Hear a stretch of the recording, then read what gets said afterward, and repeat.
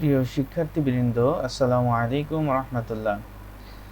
আজকে আমরা একটা গ্লোসি ওয়ার্ডমার্ক লোগো নিয়ে আপনাদের সামনে হাজির হয়েছি। এখানে আমরা দেখতেছি যে একটা ডিজাইন করা আছে। তো এখানে এই যে ডিজাইনটা আছে, এই ডিজাইনটা আসলে আমরা কিভাবে করলাম বা সহজে কিভাবে করতে পারি সেইটি আপনাদেরকে আজকে আমরা দেখাবো। তো এটাকে সিলেক্ট করে আমরা ছোট করে এক পাশে রেখে দিলাম। দেন আমরা এখানে ট্যালেন্ট লিখেছি। তো এখানে আমরা প্রথমত আমরা ওয়ার্ড লিখি, লেখার পরে এটাকে আমরা বড় করলাম। আমরা জানি সমানভাবে বড় করতে শিফট এবং অল্টার চেপে ড্র্যাগ করলে এটা সব দিকে সমান হয়। তো এটাকে আমরা লোয়ার কেস আছে সবগুলা, তো এটাকে আমরা সবগুলাকে আপার কেস করার জন্য টাইপ থেকে চেঞ্জ কেস আপার কেস, দেন এটা কিন্তু আপনার সবগুলো আপার কেস হয়ে গেল। এবার আমরা এটাকে রাইট বাটন ক্লিক করে ক্রিয়েট আউটলাইন করে দিলাম। দেওয়ার পরে আমরা এটাকে একটু আনগ্রুপ করি। ডাব্লুটা তুলনামূলক একটু দূরে আছে, তো আমরা একটু সমান দূরত্বে এটাকে ক্লিক করে এটাকে একটু কাছে নিয়ে আসলাম। দেন আমরা এটাকে আবার সিলেক্ট করলাম, করার পরে গ্রুপ করে দেই। কন্ট্রোল জি চেপে আমরা এটাকে গ্রুপ করে দিলাম। এবার আমরা অবজেক্ট থেকে পাথ থেকে অফসেট পাথে আসলাম। আসার পরে এখানে 4pt আছে, আমরা প্রিভিউ টিক মার্ক করে দিলাম। এখানে আমরা দেখতেছি যে ফাঁকা রয়ে গেছে, তো এটাকে আমরা আরেকটু বাড়িয়ে দেই যতক্ষণ পর্যন্ত এটা গায়ে গায়ে না লেগে যায়। তো 7pt আমরা 8pt করে ওকে করলাম। করার পরে আমরা দেখতেছি যেটা আমরা পরবর্তীতে অফসেট পাথ করলাম এটা উপরে চলে এসেছে। তো এটাকে আমরা একটা কালার করে দিই। আমরা আগে এখানে যে কালারগুলো ইউজ করব সেটা আমরা এখানে নিয়ে এসে রাখছি যাতে আমাদের কাজ করতে সুবিধা হয়। তো আপনারাও, আমরা জানি যে কিভাবে কালার নিতে হয়। কালার নেওয়ার জন্য এখান থেকে আমরা রেক্ট্যাঙ্গেল টুলটা সিলেক্ট করে যে কালার ইউজ করব বক্স করে করে আমরা এখান থেকে সেই কালারগুলো সিলেক্ট করে নিতে পারি। তো এইভাবেই আমরা এই কালারগুলো সিলেক্ট করেছি। আর এটা হচ্ছে গ্রেডিয়েন্ট কালার। গ্রেডিয়েন্ট কালার করার জন্য আমরা জানি এখানে গ্রেডিয়েন্ট অপশন আছে, এখানে ক্লিক করে আমরা কিন্তু এখান থেকে এভাবে গ্রেডিয়েন্ট তৈরি করতে পারি। এটা এইভাবে যখন হবে তখন আমরা এদিকে অথবা এদিকে টান দিলে আমাদের কাঙ্ক্ষিত যে গ্রেডিয়েন্ট সেটা কিন্তু তৈরি হয়ে যাবে। তাহলে এই অপশনগুলো কিভাবে আমরা করব সেটাও বুঝতে পারলাম। এটাকে আনগ্রুপ করছি, করার পরে যেগুলো আমাদের লেখা ছিল এইটার কালার করে দিলাম, আমরা এই কালারটা দিয়ে দিলাম। এবং ব্যাকে যে কালারটা আমাদের আছে এটাকে আমরা সিলেক্ট করি।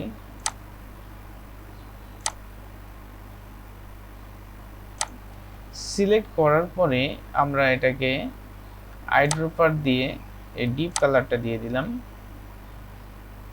এবং এটাকে আমরা এই পাথফাইন্ডার অপশন থেকে ডিভাইড করলাম, করার পরে ইউনিট করে দিলাম। তো দেখতে পাচ্ছি যে এটা আমাদের উপরে চলে আসছে। তো সেজন্য আমরা এটাকে রাইট ক্লিক করে অ্যারেঞ্জ থেকে সেন্ড টু ব্যাক মানে পিছনে দিয়ে দিলাম। তো আমাদের আপাতত এই কাজটি শেষ হলো। এরপরে আমরা এই পিছনের অংশটাকে আগে সিলেক্ট করব। পিছনের পার্টটা সিলেক্ট করলাম, করার পরে আমরা আবার অপশন অবজেক্ট থেকে পাথ থেকে অফসেট পাথে আসলাম, আসার পরে প্রিভিউ টিক করে দিলাম, এটাকে আমরা একটু কমিয়ে দিই, 5 রাখলাম। রাখার পরে এটার কালার আমরা করে দিব হোয়াইট। দেন আমাদের এখন যেটা সিলেক্ট আছে সেটা হলো হোয়াইট অংশটা সিলেক্ট আছে। এইটার পিছনে আমি আরো একটি পাথ থেকে অফসেট পাথ, এখানে 5 পিটি আছে, আমরা প্রিভিউটা অন করে দেই, এটাকে আর একটু বাড়িয়ে দিলাম 7 পিটি করে ওকে করলাম। দেন এইটা আমরা কালার পিক থেকে এই কালারটা দিয়ে দিলাম। এখন আমাদের এটা এভাবে আছে। তো এবার আমরা সবগুলাকে সিলেক্ট করে এবার আমরা এটাকে একটু বড় করলাম। বড় করার পরে যে সাদাটা আছে এবং পাশেরটা আছে এই দুইটাকে সিলেক্ট করি।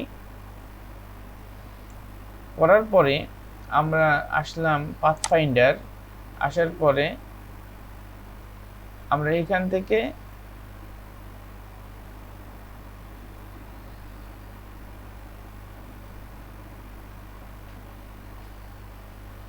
এটাকে যদি আমরা ক্লিক করি তাহলে এই সাদা অংশটা যে আলাদা একটা পার্ট ছিল এটা পার্ট না হয়ে ফাঁকা হয়ে গেল। এখন আমাদের পিছনে অন্য যে কোনো কালার দিলে সেই কালারটাই এর পিছনে শো করবে।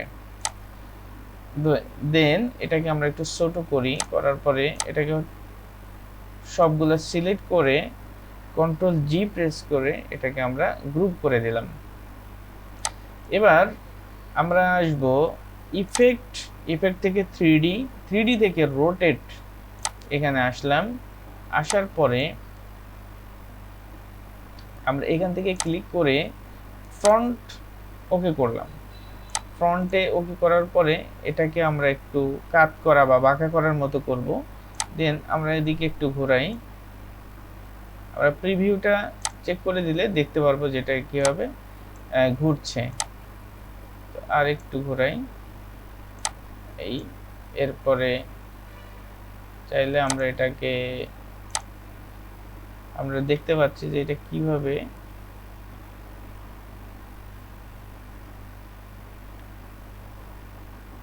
অনেকটা ইয়া হয়ে গেছে। তো আমরা উল্টা দিকে এটা একটু হালকা উল্টা ভাবে ঘুরিয়ে নিলাম। দেন এটা আর একটু বাঁকা করলাম। তো এভাবে আমরা রাখলাম, রাখার পরে এটাকে ওকে করলাম। ওকে করার পরে আমরা এখান থেকে অবজেক্ট থেকে এক্সপ্যান্ড অ্যাপিয়ারেন্সে ক্লিক করলাম। এক্সপ্যান্ড অ্যাপিয়ারেন্স করার পরে এটাকে আমরা আনগ্রুপ করব এবং এটাকে যেহেতু আমরা 3D দিয়ে এটাকে এডিট করছি তাই এটার উপরে আলাদা আরেকটা শেপ তৈরি হয়েছে। তো সেই শেপটাকেও আমরা এখান থেকে বাদ দিব। তো সেজন্য রাইট ক্লিক করে রিলিজ ক্লিপিং মাস্ক এখানে ক্লিক করলাম। করার পরে আমরা দেখতে পাচ্ছি যে এইখানে একটা অতিরিক্ত শেপ তৈরি হয়েছে, এটাকে আমরা ডিলিট করে দিলাম। তো এই তো মোটামুটি যখন এই অবস্থায় আসলো তখন আমরা আবার ইফেক্টে যাব। ইফেক্ট থেকে র্যাপ এবং এখান থেকে এআরসি এই অপশনে ক্লিক করলাম। এরপরে আমরা এখানে যত ঘোরাবো এটা কিন্তু তত বেশি গোল হয়ে যাবে। তো আমরা সামান্য একটু রাখলাম যাতে দেখতে সুন্দর লাগে। আমরা এখানে কিন্তু মাউস বার যদি ঘুরাই তারপর তাতেও এখানে কাজ হয়। আর এই সাইড মোটা চিকনের বিষয়টা হচ্ছে যদি আমরা এটাকে এদিকে দেই তাহলে এদিকটা চিকন হবে, এদিকটা মোটা হবে, আর এদিকে দিলে এই বিপরীত হয়ে যাবে। তো আমরা একটু মাইনাস করে দেই, -6 রাখলাম। দেন আমরা এটা ওকে করলাম। করার পরে অবজেক্ট থেকে এক্সপ্যান্ড অ্যাপিয়ারেন্স করে দিলাম।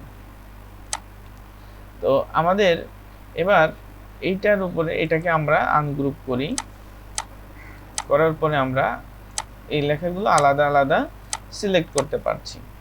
এবার এই যে এখানে যে গ্লসি একটা ভাব আমরা সৃষ্টি করেছি, সেটার জন্য আমরা রেক্ট্যাঙ্গেল টুল থেকে ক্লিক করে আমরা নিব ইলিপস টুল, এবং আমরা এখানে একটা ইলিপস স্বাধীনভাবে ড্র করব।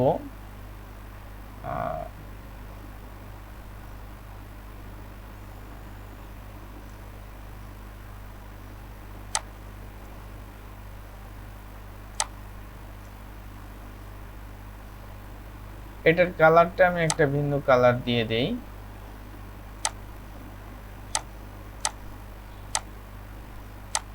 এবার এটাকে সিলেক্ট করে শিফট বাটন প্রেস করে আমি সবগুলো ফন্ট শুধুমাত্র সিলেক্ট করে নিলাম। দেন আমরা শেপ বিল্ডার টুলে ক্লিক করে আমরা এটা ফেলে দিব। তো সেজন্য অল্টার চেপে আমরা এটাকে ফেলে দিলাম। অল্টার চেপে যে এক্সট্রা অংশ রয়েছে সেগুলো আমরা ফেলে দিব, এটাও ফেলে দিলাম। পি এর আর এর ভিতরের এই অংশটা ফেলে দিলাম, তারপরে ও এর এই অংশটা ফেলে দিলাম। আর এর ভিতরে আরো একটু আছে, আমরা দেখতে পাচ্ছি এই যে একটা অংশ রয়েছে, অল্টার চেপে আমরা এটাও ফেলে দিলাম। দেন আমরা এই লাল অংশগুলোকে সিলেক্ট করব, করার পরে এটাকে আমরা কন্ট্রোল জি প্রেস করে গ্রুপ করে দিলাম। আমরা এখানে যে গ্রেডিয়েন্ট কালারটা নিয়েছিলাম আমরা এই অংশের উপরে সেটা অ্যাপ্লাই করব। তো সেজন্য আমরা এটা সিলেক্ট করলাম প্রথমে, করার পরে আইড্রপার টুল দিয়ে আমরা এটার উপরে ক্লিক করলাম, এটা এখানে চলে আসলো। আমরা আবার আসলাম গ্রেডিয়েন্ট টুলে, ক্লিক করার পরে আমরা এটাকে চেঞ্জ করে দিলাম। তো এই হয়ে গেল আমাদের গ্লোজি ওয়ার্ডমার্ক লোগো আমরা একটি তৈরি করে ফেললাম।